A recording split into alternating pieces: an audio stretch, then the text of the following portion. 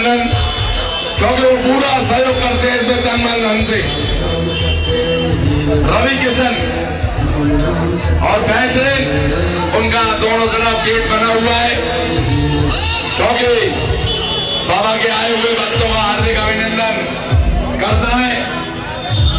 और अभी कुछ ही देर में हमारे विधायक बड़े भाई विजय सिवानी जी, पार्षद पंकज अग्रवाल जी और हमारे जो भी छोटे बड़े भाई हैं वो आरती करेंगे। हमारे नेताजी भी आरती करेंगे, बजीरपुरा से आए और बेहतरीन सभी बाबा से आशीर्वाद मांगेंगे और ताली बजाकर गिरा दो।